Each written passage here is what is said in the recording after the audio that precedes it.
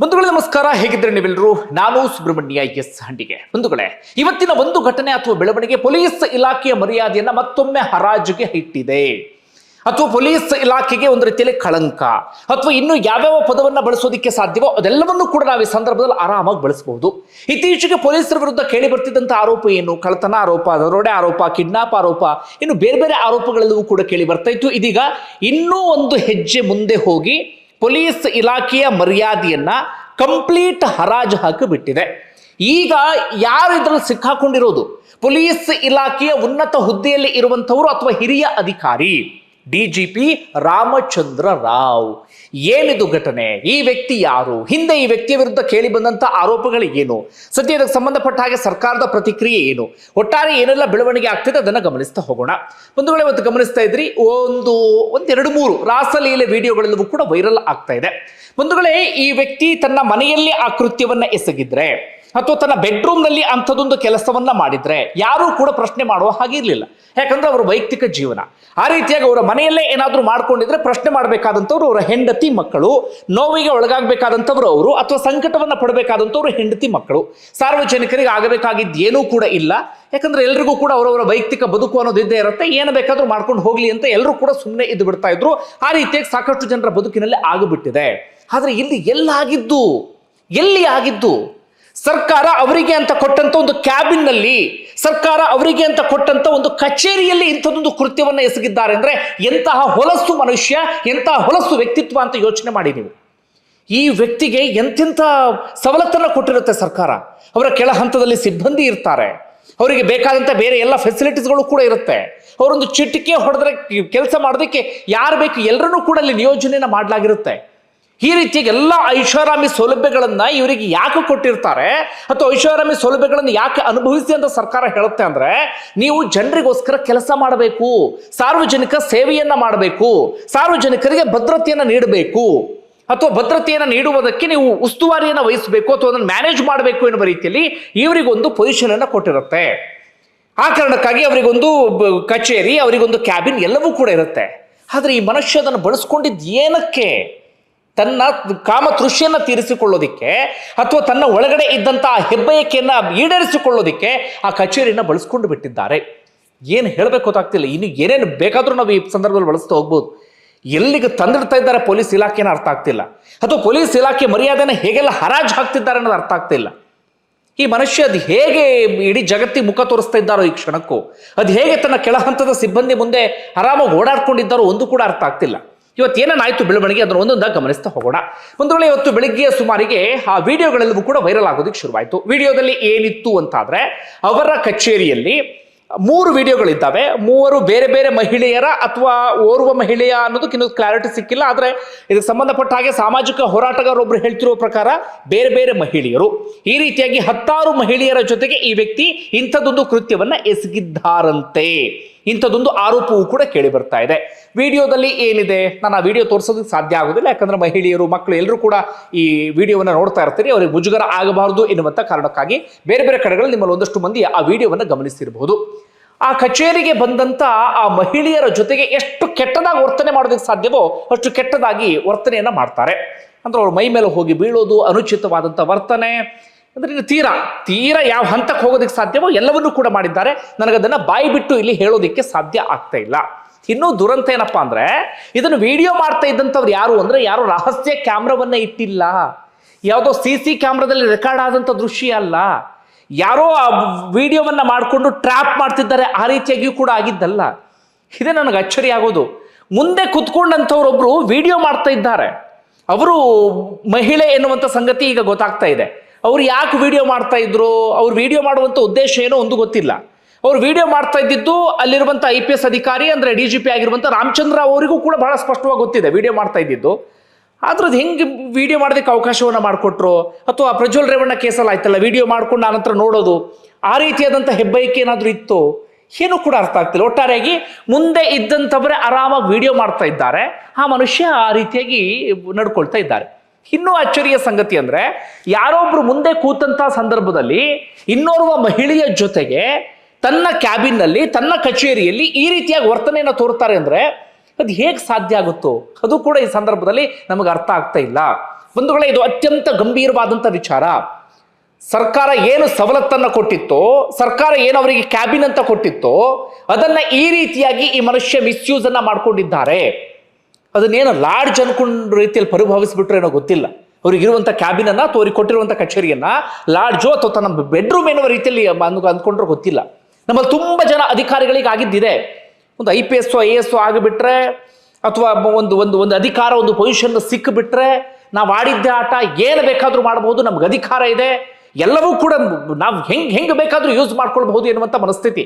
ತನ್ನ ಕೆಳ ಹಂತದ ಸಿಬ್ಬಂದಿಗಳನ್ನು ಬೇಕಾದ ರೀತಿಯಲ್ಲಿ ಬಳಸ್ಕೊಳ್ಳೋದು, ಮನೇಲಿ ಬಟ್ಟೆ ಒಗೆಯೋದಕ್ಕಿಂತ ಹಿಡಿದು ತಮ್ಮ ಹೆಂಡತಿ ಮಕ್ಕಳ ಸೇವೆ ಮಾಡೋದಕ್ಕಿಂತ ಹಿಡಿದು ಎಲ್ಲದಕ್ಕೂ ಬಳಸ್ಕೊಳ್ಳೋದು. ಅದಾದ ಬಳಿಕ ಈ ರೀತಿಯಾಗಿ ತನ್ನ ಕ್ಯಾಬಿನನ್ನು ತನಗೆ ಬೇಕಾದ ರೀತಿಯಲ್ಲಿ ಯೂಸ್ ಮಾಡ್ಕೊಳ್ಳೋದು, ಅಥವಾ ತನ್ನ ಅಧಿಕಾರವನ್ನು ಬಳಸಿ ಏನು ಬೇಕಾದರೂ ಮಾಡ್ತೀನಿ ಇರುವಂಥ ಮನಸ್ಥಿತಿ. ಇದೆಲ್ಲದಕ್ಕೂ ಯಾವಾಗ ಬ್ರೇಕ್ ಬೀಳುತ್ತೋ ಗೊತ್ತಿಲ್ಲ. ಇಂಥದ್ದು ಒಂದಷ್ಟು ಬೆಳಕಿಗೆ ಬರುತ್ತೆ, ಒಂದಷ್ಟು ಬೆಳಕಿಗೆ ಬರಲ್ಲ ಬಿಡಿ. ಒಟ್ಟಾರೆಯಾಗಿ ಇಷ್ಟೆಲ್ಲ ಆಯ್ತಾ, ಈ ವಿಡಿಯೋಗೆಲ್ಲವೂ ಕೂಡ ವೈರಲ್ ಆಗೋದಕ್ಕೆ ಶುರುವಾಯಿತು. ವೈರಲ್ ಆಗ್ತಾ ಇದ್ದ ಹಾಗೆ ಸಹಜವಾಗಿ ಮಾಧ್ಯಮದವರು ಹೋಗಿ ಅವ್ರನ್ನ ಪ್ರಶ್ನೆ ಮಾಡಿದ್ರು, DGP ರಾಮಚಂದ್ರ ರಾವ್ ಅವ್ರನ್ನ. ಸರ್ ಏನು ಹೇಳ್ತೀರಿ, ಏನು ಪ್ರತಿಕ್ರಿಯೆ ಕೊಡ್ತೀರಿ ಅಂತ ಹೇಳಿ. ಆಗಲೂ ಆ ಮನುಷ್ಯ ಬೆಬ್ಬೆ ಒಂದ್ಸತಿ ಹೇಳ್ತಾರೆ, ಇಲ್ಲ ಇದು ಹಳೆ ವಿಡಿಯೋ 8 ವರ್ಷದ ಹಿಂದಿಂದು, ಆಗ ನಾನು ಬೆಳಗಾವಿಲಿ ಇದ್ದೆ ಅಂತ ಹೇಳಿ. ಅದಾದ ಬಳಿಕ ಇಲ್ಲ ಇದು ಫ್ಯಾಬ್ರಿಕೇಟೆಡ್ ವಿಡಿಯೋ, ಇದು ಹಂಗಾಗಿದೆ, ಇದು ನನ್ನ ಸಂಬಂಧ ಇಲ್ಲ, ಅದು ಸುಳ್ಳು, ಇದರಲ್ಲಿ ಏನೋ ಒಂದು ಷಡ್ಯಂತ್ರ ಅಡಗಿದೆ, ನನ್ನನ್ನು ಏನೋ ಇದು ಮಾಡೋಕ್ಕೆ ಪ್ರಯತ್ನ ಪಟ್ಟಿದ್ದಾರೆ ಅಂತ ಹೇಳಿ. ನೋಡಿ, ಓರ್ವ IPS ಅಧಿಕಾರಿ ಹಿಂಗೆ ಗೊಂದಲಕ್ಕೊಳಗಾಗಿ ಸ್ಟೇಟ್ಮೆಂಟನ್ನು ಕೊಡ್ತಾರೆ ಅಂದರೆ, ಓರ್ವ IPS ಅಧಿಕಾರಿ ಒಂದು ಕಡೆಯಿಂದ ಹೇಳ್ತಾರೆ, ನನಗೆ ಅಚ್ಚರಿ ಆಗುತ್ತೆ ಇವ್ರು ನಿಜವಾಗ್ಲೂ IPS ಅಧಿಕಾರಿ ಅಂತ ಹೇಳಿ. ಒಂದು ಕಡೆಯಿಂದ ಹೇಳ್ತಾರೆ, ಇಲ್ಲ ಅದು ಹಳೆ ವಿಡಿಯೋ, 8 ವರ್ಷದ ಹಳೇದು, ನಾನು ಬೆಳಗಾವಿಯಲ್ಲಿ ಇದ್ದಾಗ ಆಗಿದ್ದು ಅಂತ. ತಕ್ಷಣ ಅವರೇ ಹೇಳ್ತಾರೆ, ಇಲ್ಲ ಅದು ಫ್ಯಾಬ್ರಿಕೇಟೆಡ್ ವಿಡಿಯೋ ಎನ್ನುವ ರೀತಿಯಲ್ಲಿ. ಏನು ಹೇಳ್ಬೇಕಂದ್ರೆ ಆ ಮನುಷ್ಯನೇ ಒಪ್ಕೊಂಡ್ಬಿಟ್ರು ಮಾಧ್ಯಮಗಳ ಮುಂದೆ, ಅದು ಹಳೆ ವಿಡಿಯೋ 8 ವರ್ಷದ ಹಿಂದೆ ಆಗಿದ್ದು ಬೆಳಗಾವಿಲಿ ಅಂತ ಹೇಳಿ. ತಕ್ಷಣವೇ ಉಲ್ಟಾ ಹೊಡಿತಾ ಇದ್ದಾರೆ. ಅಂದರೆ ಆ ಟೆನ್ಷನಲ್ಲಿ ಹಂಗೆ ಮಾತಾಡ್ಬಿಟ್ರು ಅಥವಾ ನಿಜವಾಗ್ಲೂ ಅವರು IPS ಮಾಡಿದ್ದಾರೋ ಅಥವಾ ಏನು ಕಥೆಯೋ ಒಂದು ಕೂಡ ಅರ್ಥ ಆಗೋದಿಲ್ಲ. ಬಟ್ ಅವರು ಆ ರೀತಿಯಾಗಿ ಸ್ಟೇಟ್ಮೆಂಟನ್ನು ಕೊಟ್ಟರು. ಅದಾದ ಬಳಿಕ ಗೃಹ ಸಚಿವರನ್ನ ಭೇಟಿ ಆಗೋದಕ್ಕೆ ಪ್ರಯತ್ನವನ್ನು ಪಟ್ಟರು. ಕಾರಣ, ಇವರು ಗೃಹ ಸಚಿವರ ಆಪ್ತರು.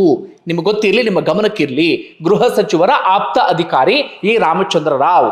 ಹೀಗಾಗಿ ಗೃಹ ಸಚಿವರನ್ನ ಭೇಟಿ ಆಗೋದಕ್ಕೆ ಪ್ರಯತ್ನವನ್ನು ಪಟ್ಟರು. ಅದು ಗೃಹ ಸಚಿವರು ಇಲ್ಲ, ಅನಾರೋಗ್ಯ ನನಗೆ ಅಂತೇಳಿ ನೆಪ ಹೇಳಿ ಇವರ ಭೇಟಿಯನ್ನು ತಪ್ಪಿಸ್ಕೊಂಡ್ರು, ಮುಜುಗರ ಆಗಬಾರ್ದು ಎನ್ನುವ ಕಾರಣಕ್ಕಾಗಿ. ಅದಾದ ಬಳಿಕ CM DK ಶಿವಕುಮಾರ್, ಲಕ್ಷ್ಮೀ ಹೆಬ್ಬಾಳ್ಕರ್ ಹೀಗೆ ಎಲ್ಲರೂ ಕೂಡ ಪ್ರತಿಕ್ರಿಯೆ ಕೊಟ್ಟರು. ಅವ್ರ ವಿರುದ್ಧ ಕ್ರಮ ತೆಗೆದುಕೊಳ್ತೀವಿ, ಎಂತ ಉನ್ನತ ಅಧಿಕಾರಿಯಾಗಿದ್ರು ನಾವು ಸುಮ್ಮನೆ ಇರೋದಿಲ್ಲ, ಹಂಗೆ ಹಿಂಗೆ ಎನ್ನುವ ರೀತಿಯಲ್ಲಿ ಒಂದಷ್ಟು ಸಮಜಾಯಿಷಿ ಕೊಡುವಂತ ಕೆಲಸವನ್ನ ಮಾಡಿದ್ರು. ಈಗಿನ ಅಪ್ಡೇಟ್ ಪ್ರಕಾರವಾಗಿ ಏನೋ ಕಡ್ಡಾಯ ರಜೆಯ ಮೇಲೆ ಕಳಿಸ್ತಾ ಇದ್ದಾರಂತೆ. ತಮ್ಮ ಕಚೇರಿಯನ್ನು ದುರ್ಬಳಕೆ ಮಾಡಿಕೊಂಡಂಥವರಿಗೆ, ತಮ್ಮ ಕಚೇರಿಯನ್ನು ತಮಗೆ ಬೇಕಾದ ರೀತಿಯಲ್ಲಿ ಬಳಸಿಕೊಂಡಂಥ ಈ ವ್ಯಕ್ತಿಗೆ ಕಡ್ಡಾಯ ರಜೆಯ ಶಿಕ್ಷೆ. ಇದು ನಮ್ಮ ವ್ಯವಸ್ಥೆ. ಈ ವ್ಯವಸ್ಥೆ ಹಿಂಗಿರೋದಕ್ಕೆ ಕಾರಣಕ್ಕಾಗಿಯೋ ಅಥವಾ ಈ ದರಿದ್ರ ವ್ಯವಸ್ಥೆಯ ಕಾರಣಕ್ಕಾಗಿ ಇವತ್ತು ಇಂಥದ್ದೆಲ್ಲವೂ ಕೂಡ ನಡೀತಾ ಇರೋದು. ಇಲ್ಲಿ ಯಾರನ್ನೂ ಏನೂ ಮಾಡಿಕೊಳ್ಳೋದಕ್ಕೆ ಸಾಧ್ಯ ಆಗ್ತಾ ಇಲ್ಲ. ಯಾರು ಏನು ಬೇಕಾದರೂ ಮಾಡಬಹುದು ಎನ್ನುವಂಥ ಪರಿಸ್ಥಿತಿ ನಿರ್ಮಾಣ ಆಗಿಬಿಟ್ಟಿದೆ. ಏನು ಶಿಕ್ಷೆ ಇಲ್ಲ, ಏನೂ ಇಲ್ಲ, ಕಡ್ಡಾಯ ರಜೆ ಮೇಲೆ ಕಳಿಸೋದು. ಒಂದು ಸ್ವಲ್ಪ ದಿನ ಕಡ್ಡಾಯ ರಜೆ ಮೇಲೆ ಎಲ್ಲ ಹೋಗಿ ಎಲ್ಲ ಮರ್ತು ಹೋದ್ಮೇಲೆ ಮತ್ತೆ ವಾಪಸ್ ಬನ್ನಿ ಅಂತ ಹೇಳಿ. ಹಿಂದೆ ಚಿನ್ನ ಕಳ್ಳ ಸಾಗಾಣಿಕೆ ಪ್ರಕರಣ ಆಗಿತ್ತಲ್ಲ, ಅದನ್ನ ಹೇಳ್ತಾ ಹೋಗ್ತೀನಿ, ಅದು ಬಹಳ ಇಂಟ್ರೆಸ್ಟಿಂಗ್ ಆಗಿದೆ. ಆ ಸಂದರ್ಭದಲ್ಲೂ ಕೂಡ ಈ ವ್ಯಕ್ತಿಗೆ ಆಗಿದ್ದದೆ, ಕಡ್ಡಾಯ ರಜೆ ಮೇಲೆ ಹೋಗಿ ಅಂತ ಹೇಳಿ ಹೋದ್ರು. ಬರ್ತಾ ಇದ್ದ ಹಾಗೆ ವ್ಯಕ್ತಿಗೆ ಪ್ರಮೋಷನ್ ಕೊಟ್ಟು ಮೇಲ್ಗಡೆ ಕೂರಿಸಿದ್ರು. ಯಾಕೆ ಹೇಳಿ? ಗೃಹ ಸಚಿವರ ಆಪ್ತರು, ಗೃಹ ಸಚಿವರ ಕ್ಲೋಸ್ ಗ್ರೂಪ್ ನಲ್ಲಿ ಇರುವಂತವರು. ಹೀಗಾಗಿ ಇವರಿಗೆ ಮತ್ತೊಮ್ಮೆ ಆರೋಪ ಕೇಳಿ ಬಂದ್ರು ಕೂಡ ಪ್ರಮೋಷನ್ ಕೊಟ್ಟು ಇವ್ರನ್ನ DGP ಹುದ್ದೆಯಲ್ಲಿ ಕೂರಿಸಿದ್ರು. ಆದ್ರೆ ಈ ವ್ಯಕ್ತಿ ಮಾಡಿದ್ದು ಇದನ್ನ. ಓಕೆ, ಈಗ ಈ ವಿಡಿಯೋ ವಿಚಾರಕ್ಕೆ ಬರೋಣ. ಏನ್ ಕತೆ, ಏನಾದ್ರೂ ಹನಿ ಟ್ರ್ಯಾಪ, ಏನ್ ಕತೆ ಅದಕ್ಕೆ ಸಂಬಂಧಪಟ್ಟ ಹಾಗೆ. ಈಗ ಗೊತ್ತಾಗ್ತಿರುವಂತ ಪ್ರಕಾರವಾಗಿ ಇವರು ಬೆಳಗಾವಿಯಲ್ಲಿ ಇದ್ದ ಸಂದರ್ಭದಲ್ಲೇ ಇದು ರೆಕಾರ್ಡ್ ಆಗಿರುವಂತಹ ದೃಶ್ಯ. ಹಾಗೆ ಇವರು DIG ಹುದ್ದೆಯಲ್ಲಿ ಇದ್ರು. ಬೇರೆ ಬೇರೆ ಮಹಿಳೆಯರ ಜೊತೆಗೆ ಈ ರೀತಿಯಾದಂಥ ಕೃತ್ಯವನ್ನ ಎಸಗಿದ್ದಾರಂತೆ. ರಾಜಶೇಖರ್ ಮಲಾನಿ ಎನ್ನುವಂಥ ಆ ಭಾಗದ ಸಾಮಾಜಿಕ ಹೋರಾಟಗಾರರು ಹೇಳ್ತಿರೋ ಪ್ರಕಾರ ಆ ಸಂತ್ರಸ್ತ ಮಹಿಳೆಯರೇ ನನ್ನ ಹತ್ರ ಬಂದು ಈ ವಿಡಿಯೋಗಳನ್ನ ಕೊಟ್ಟರು ಅಂತ ಹೇಳಿ. ನನಗೇನೋ ಅವರು ಸಂತ್ರಸ್ತ ಮಹಿಳೆಯರು ಅಂತ ಅನಿಸ್ತಾ ಇಲ್ಲ. ಮುಂದೊಂದು ದಿನ ಏನಾದರೂ ನಮಗೆ ಇದಾಗಬಹುದು ಎನ್ನುವ ಕಾರಣಕ್ಕಾಗಿ ಅದನ್ನು ಮಾಡಿಟ್ಕೊಂಡಿದ್ರು ಏನೋ ಗೊತ್ತಿಲ್ಲ. ಅವರು ದೂರು ಕೊಡೋದಕ್ಕೆ ಬಂದಂಥವರು ಅಥವಾ ಏನೋ ಗೊತ್ತಿಲ್ಲ. ಅವರೊಂದು ಆಡಿಯೋ ವೈರಲ್ ಆಗಿದೆ ಈಗ. ರಾಮಚಂದ್ರ ರಾವ್ ಇದೇ ವ್ಯಕ್ತಿ, ಅದು ಆಡಿಯೋ ವೈರಲ್ ಆಗಿದೆ. ಆಡಿಯೋದಲ್ಲಿ ಓರ್ವ ಮಹಿಳೆ ಜೊತೆಗೆ ಮಾತಾಡ್ತಾ ಇದ್ದಾರೆ. ಆ ಮಹಿಳೆ ಜೊತೆಗೆ ಮಾತನಾಡ್ತಿರೋದು ನೋಡ್ತಾ ಇದ್ರೆ ಆ ಮಹಿಳೆ ಸಂತ್ರಸ್ತೆ ಅಂತ ಎಲ್ಲೂ ಕೂಡ ಅನಿಸ್ತಾ ಇಲ್ಲ. ಒಂದು ರೀತಿಯಲ್ಲಿ ಕೆಡ್ಡಾಗೆ ಕೆಡಬೋದಕ್ಕೆ ಪ್ಲಾನ್ ಮಾಡ್ತಿರೋ ರೀತಿಯಲ್ಲಿ ಕಾಣಿಸ್ತಾ ಇದೆ. ಏನೋ ಹನಿ ಟ್ರ್ಯಾಪು ಆ ರೀತಿ ಒಂದಷ್ಟು ಮಾತುಗಳೆಲ್ಲವೂ ಕೂಡ ಕೇಳಿ ಬರ್ತಾ ಇದೆ. ಹನಿ ಟ್ರ್ಯಾಪು ಮತ್ತೊಂದು ಮಗದೊಂದು ಏನೇ ಆಗಿರಲಿ ಅದೆಲ್ಲವೂ ಕೂಡ ತನಿಖೆ ಮೂಲಕ ಹೊರಗಡೆ ಬರಬೇಕಾಗತ್ತೆ. ಆದರೆ ತನ್ನ ಕಚೇರಿಯಲ್ಲಿ, ತನ್ನ ಕ್ಯಾಬಿನ್ನಲ್ಲಿ ಹಿಂದ್ಗಡೆ ಭಾರತದ ಬಾವುಟ ಇದೆ, ತ್ರಿವರ್ಣ ಧ್ವಜ ಇದೆ, ಅದ್ರ ಎದುರುಗಡೆ ಈ ಕೃತ್ಯವನ್ನು ಎಸಗ್ತಾರೆ ಅಂದ್ರೆ ಏನು ಹೇಳ್ಬೇಕು ಹೇಳಿ? ಹೊಲಸು, ಇನ್ನು ಏನಾದ್ರು ಪದ ಬಳಸೋದಕ್ಕೆ ಸಾಧ್ಯವೋ ಎಲ್ಲವನ್ನು ಕೂಡ ಈ ವ್ಯಕ್ತಿಯ ವಿರುದ್ಧವಾಗಿ ನಾವು ಬಳಸ್ಬೋದು. ಇನ್ನು ಈ ಮನುಷ್ಯ ರಿಟೈರ್ಡ್ ಆಗೋದಕ್ಕೆ ಅಥವಾ ತನ್ನ ಸರ್ವಿಸ್ ಮುಗಿಯೋದಕ್ಕೆ ಇನ್ನು 4 ತಿಂಗಳು ಬಾಕಿ ಇತ್ತು. ಅಷ್ಟೊತ್ತಿಗೆ ಇಂಥದ್ದೊಂದು ಆಗಿಬಿಟ್ಟಿದೆ. ಹಾಗೆ ಇನ್ನೊಂದು ಮಾಹಿತಿಯ ಪ್ರಕಾರ ಹೆಚ್ಚು ಕಡಿಮೆ 5 ವರ್ಷದ ಹಿಂದೆಯೇ ಈ ವಿಡಿಯೋ ಹೊರಗಡೆ ಬರಬೇಕಿತ್ತಂತೆ. ಆಗಲೇ ಒಂದಷ್ಟು ಗುಸ್ಸು ಅಂಥದ್ದೆಲ್ಲವೂ ಕೂಡ ಶುರುವಾಗಿತ್ತು. ಅಂತಿಮವಾಗಿ ಈಗ ಸ್ಫೋಟ ಆಗಿದೆ. ಹಿಂದ್ಗಡೆ ಏನಾಗಿದೆ ಅನ್ನೋದು ಯಾರಿಗೂ ಕೂಡ ಗೊತ್ತಿಲ್ಲ. ಏನಾದರೂ ಬ್ಲಾಕ್ ಮೇಲಿಂಗ್ ಪ್ರಯತ್ನವನ್ನ ಪಟ್ಟಿದ್ರ, ಏನು ಕತೆ, ಅದು ಯಾವುದು ಕೂಡ ಗೊತ್ತಿಲ್ಲ. ಅದು ನಾಳೆ ಸುಮಾರು ಅದಕ್ಕೆ ಸಂಬಂಧಪಟ್ಟ ಒಂದಷ್ಟು ಬೆಳವಣಿಗೆ ಆಗಬಹುದು. ಒಟ್ಟಾರೆಯಾಗಿ ಈ ವ್ಯಕ್ತಿಗೆ ಆಗಬೇಕಾಗಿದ್ದು ಏನಪ್ಪಾ ಅಂದ್ರೆ ಶಿಕ್ಷೆ ಆಗಲೇಬೇಕಾಗತ್ತೆ. ಜನ ಅದಕ್ಕೆ ಸಂಬಂಧಪಟ್ಟಾಗ ಒತ್ತಾಯವನ್ನ ಮಾಡಬೇಕು. ಒಂದು ಸೋಷಿಯಲ್ ಮೀಡಿಯಾದಲ್ಲಿ ಒಂದು ಕ್ಯಾಂಪೇನ್ ಅನ್ನು ಕೂಡ ಆರಂಭವನ್ನ ಮಾಡಬೇಕಾಗತ್ತೆ. ಈಗ ಈ ರಾಮಚಂದ್ರ ರಾವ್ ಯಾರು ಅಂತ ಗಮನಿಸ್ತಾ ಹೋಗೋಣ. ಮೂಲತಃ ಆಂಧ್ರ ಪ್ರದೇಶದ ವ್ಯಕ್ತಿ, ಕರ್ನಾಟಕ ಕೇಡರ್ನ IPS ಅಧಿಕಾರಿ, 1993ನೇ ಬ್ಯಾಚ್. ಅದಾದ ಬಳಿಕ ಬೇರೆ ಬೇರೆ ಜಿಲ್ಲೆಗಳಲ್ಲಿ SP ಆಗಿದ್ರು. ಅದಾದ ಬಳಿಕ IG, DIG ಹೀಗೆ ಎಲ್ಲ ಹುದ್ದೆಯನ್ನು ಕೂಡ ಅಲಂಕರಿಸಿದ್ರು. ಅದಾದ ಬಳಿಕ ADGP, ಅಂತಿಮವಾಗಿ ಇದೀಗ DGP ಆಗಿ ಇವರಿಗೆ ಪ್ರಮೋಷನ್ ಅನ್ನು ಕೊಡಲಾಗಿತ್ತು. ಯಾವ ಇದರಲ್ಲಿ ಇದ್ರು ಅಂದ್ರೆ ನಾಗರಿಕ ಹಕ್ಕುಗಳ ಜಾರಿ ನಿರ್ದೇಶನಾಲಯ, DCRE ಅಂತ ಕರಿತೀವಿ. ಅದರಲ್ಲಿ ಪೊಲೀಸ್ ಮಹಾನಿರ್ದೇಶಕರಾಗಿ ಕೆಲಸವನ್ನ ಮಾಡ್ತಾ ಇದ್ದ ವ್ಯಕ್ತಿ. ಹಿಂದೆ ಕೇಳಿ ಬಂದಂತ ಆರೋಪಗಳೇನು? ಈ ವ್ಯಕ್ತಿಯ ವಿರುದ್ಧ ಹಿಂದೆಯೂ ಕೂಡ ಬೇಕಾದಷ್ಟು ಆರೋಪಗಳು ಕೇಳಿ ಬಂದಿತ್ತು. ಹಿಂದೆ ಯಾವುದೋ 2 ಕೋಟಿ ದರೋಡೆ ಪ್ರಕರಣದಲ್ಲಿ ಏನೋ ಆ ಪ್ರಕರಣದಲ್ಲಿ ಹಣವನ್ನ ವಶಕ್ಕೆ ತೆಗೆದುಕೊಂಡಿದ್ರು. ಆ ಹಣವನ್ನ ಈ ವ್ಯಕ್ತಿ ಬಳಸಿಕೊಂಡಿದ್ರು ಎನ್ನುವಂತ ಆರೋಪ ಕೇಳಿ ಬಂದಿತ್ತು. ಆಗ್ಲೂ ಕೂಡ ಬಚಾವಾದ್ರು, ಅಂದ್ರೆ ದೊಡ್ಡವರ ಕೃಪಕಟಾಕ್ಷದ ಮೂಲಕ. ಅದಾದ ಬಳಿಕ ಈ ಭೀಮಾ ತೀರದ ಎನ್ಕೌಂಟರ್ ಪ್ರಕರಣಗಳಲ್ಲಿ, ಫೇಕ್ ಎನ್ಕೌಂಟರ್ ಅಂತ ಒಂದಷ್ಟು ಆರೋಪಗಳು ಕೇಳಿ ಬಂದಿತ್ತು. ಅಲ್ಲೂ ಕೂಡ ಆರಾಮಾಗಿ ಬಚಾವಾದ್ರು. ಆದ್ರೆ ಇತ್ತೀಚೆಗೆ ಕಂಪ್ಲೀಟ್ ಆಗಿ ಲಾಕ್ ಆಗಿದ್ರು. ಯಾವ ಪ್ರಕರಣ ಅಂತಂದ್ರೆ, ಇವರು 2ನೇ ಮದುವೆ ಆಗಿರ್ತಾರೆ. ಚಿಕ್ಕಮಗಳೂರಿನ ಓರ್ವ ಕಾಫಿ ಪ್ಲಾಂಟರ್ ಮಗಳನ್ನ. ಅವ್ರು ಯಾರು ಅಂದ್ರೆ ರನ್ನಾ ಸಿನಿಮಾದ ನಾಯಕ ನಟಿ ಆಗಿರುವಂತ ರನ್ಯಾ ರಾವ್ ತಾಯಿಯನ್ನ, ನಿಮಗೆ ಗೊತ್ತಿರುವಂತ ಸಂಗತಿ. ಇತ್ತೀಚೆಗೆ ಕೇಳಿ ಬಂದಂತ ಆರೋಪ ಏನಪ್ಪಾ ಅಂದ್ರೆ ರನ್ಯಾ ರಾವ್ ವಿರುದ್ಧ ಆರೋಪ ಕೇಳಿ ಬಂದಿರುತ್ತೆ. ಈ ರನ್ಯಾ ರಾವ್ ಇದೇ ರಾಮಚಂದ್ರ ರಾವ್ರ ಮಲಮಗಳು, ಅಂದ್ರೆ ಇವರ 2ನೇ ಹೆಂಡತಿಯ ಏನನ್ಬೋದು ಅದನ್ನ ಮೊದಲ ಗಂಡನ ಜೊತೆಗಿನ, ಎಕ್ಸ್ಪ್ಲೇನ್ ಮಾಡಿದ್ರೆ ನಂಗೆ ಬಹಳ ಕಷ್ಟ ಆಗ್ತದೆ. ಮಲತಂದೆ ಅನ್ನೋದನ್ನ ಅರ್ಥ ಮಾಡ್ಕೊಳ್ಳಿ. ಅಂದ್ರೆ ರಾಮಚಂದ್ರ ರಾವ್ 2ನೇ ಮದುವೆ ಆಗುವ ಸಂದರ್ಭದಲ್ಲಿ ಅವರ ಪತ್ನಿಗೆ, 2ನೇ ಪತ್ನಿಗೆ ಅಷ್ಟೊತ್ತಿಗಾಗಲೇ ಮಗಳು ಇದ್ರು. ಅವ್ರು ಯಾರು ಅಂದ್ರೆ ಇದೇ ರನ್ಯಾ ರಾವ್.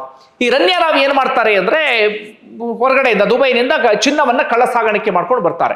ಲೋಡ್ ಗಟ್ಟಲೆ ಚಿನ್ನವನ್ನ ಸಾಗಾಣಿಕೆ ಮಾಡ್ಕೊಂಡು ಬರ್ತಾ ಇದ್ದ ಹಾಗೆ ಏರ್ಪೋರ್ಟ್ ಅಲ್ಲಿ ಏನಾಗುತ್ತೆ ಅಂದ್ರೆ ಇದೇ ರಾಮಚಂದ್ರ ರಾವ್ ತಮ್ಮ ಅಧಿಕಾರವನ್ನ ಬಳಸಿಕೊಂಡು, ಆ ಪ್ರೋಟೋಕಾಲ್ ಅನ್ನ ಬಳಸಿಕೊಂಡು ಮಗಳು ಆರಾಮಾಗಿ ಹೊರಗಡೆ ಬರೋದಿಕ್ಕೆ ಅವಕಾಶವನ್ನ ಮಾಡಿಕೊಟ್ಟಿರ್ತಾರೆ. ಅದಾದ ಬಳಿಕ ಹೇಗೆಗೋ ಅದು ಹೊರಗಡೆ ಬರುತ್ತೆ. ಅದಾದ ಬಳಿಕ ತನಿಖೆ ಎಲ್ಲವೂ ಕೂಡ ಆರಂಭ ಆಗುತ್ತೆ. ಆ ಪ್ರಕರಣದಲ್ಲಿ ರನ್ಯಾ ರಾವ್ ಈಗಾಗಲೇ ಜೈಲಲ್ಲಿ ಕಾಲ ಕಳೀತಾ ಇದ್ದಾರೆ. ರಾಮಚಂದ್ರ ರಾವ್ ಪಾತ್ರವೂ ಕೂಡ ಇದೆ ಅನ್ನೋದು ಆ ಸಂದರ್ಭದಲ್ಲಿ ಸಾಬೀತಾಗಿತ್ತು. ಆದ್ರೆ ರಾಮಚಂದ್ರ ರಾವ್ ತನಗೆ ಅಧಿಕಾರ ಇದ್ದಂತಹ ಕಾರಣಕ್ಕಾಗಿ ಹೇಗೋ ತಪ್ಪಿಸ್ಕೊಂಡು ಬಿಟ್ರು. ಸ್ವಲ್ಪ ದಿನಗಳ ಕಾಲ ಕಡ್ಡಾಯ ರಜೆ ಮೇಲೆ ಅವರನ್ನ ಹೊರಗಡೆ ಕಳಿಸಲಾಗಿತ್ತು. ಅದಾದ ಬಳಿಕ ಮತ್ತೊಮ್ಮೆ ಬರಮಾಡಿಕೊಂಡ್ರು. ಸುಮ್ಮನೆ ಬರಮಾಡಿಕೊಂಡಿಲ್ಲ, ಅವರಿಗೆ ಪ್ರಮೋಷನ್ ಅನ್ನ ಕೊಟ್ಟು ಬಿಟ್ರು. ಯಾಕೆ ಗೃಹ ಸಚಿವರ ಆಪ್ತರು ಎನ್ನುವಂತ ಕಾರಣಕ್ಕಾಗಿಯೋ ಅಲ್ಲಿ ಒಳಗಡೆ ಏನಾಯ್ತೋ ಗೊತ್ತಿಲ್ಲ. ಇದು ನಮ್ಮ ದರಿದ್ರ ವ್ಯವಸ್ಥೆ. ಓರ್ವ ವ್ಯಕ್ತಿಯ ವಿರುದ್ಧ ಗಂಭೀರ ಆರೋಪ ಕೇಳಿಬಂದಿದೆ. ಆರೋಪದಲ್ಲಿ ಓರ್ವ ಆರೋಪಿ ಈಗಲೂ ಕೂಡ ಜೈಲಲ್ಲಿದ್ದಾರೆ. ಆದ್ರೆ ಆರೋಪ ಕೇಳಿ ಬಂದಂತ ವ್ಯಕ್ತಿಗೆ ಪ್ರಮೋಷನ್ ಅನ್ನು ಕೊಟ್ಟು ಬಿಡುತ್ತೆ ನಮ್ಮ ವ್ಯವಸ್ಥೆ ಅಥವಾ ನಮ್ಮ ಇಲಾಖೆ. ಇಂಥದ್ದೆಲ್ಲವೂ ಕೂಡ ಆಗಿತ್ತು. ಹಿಂದೆ ಎಲ್ಲವೂ ಕೂಡ ಬಚಾವಾಗಿದ್ರು. ಆದ್ರೆ ಯಾವುದೋ ಒಂದ್ರಲ್ಲಿ ಹೊರಗಡೆ ಬರಬೇಕಾಗಿತ್ತು. ಈಗ ಆ ರೂಪದಲ್ಲಿ ಬಂದ ಹಾಗೆ ಕಾಣಿಸ್ತಾ ಇದೆ. ನೋಡೋಣ ಮುಂದೆ ಏನೆಲ್ಲ ಆಗುತ್ತೆ ಅಂತ ಹೇಳಿ. ಒಂದು ವೇಳೆ ನಿಮಗೆ ಅನಿಸ್ತದೆ ಕಮೆಂಟ್ ಬಾಕ್ಸ್ ಅಲ್ಲಿ ಮೆನ್ಷನ್ ಮಾಡಿ. ಧನ್ಯವಾದ ವಿಡಿಯೋ ನೋಡಿದ್ದಕ್ಕೆ.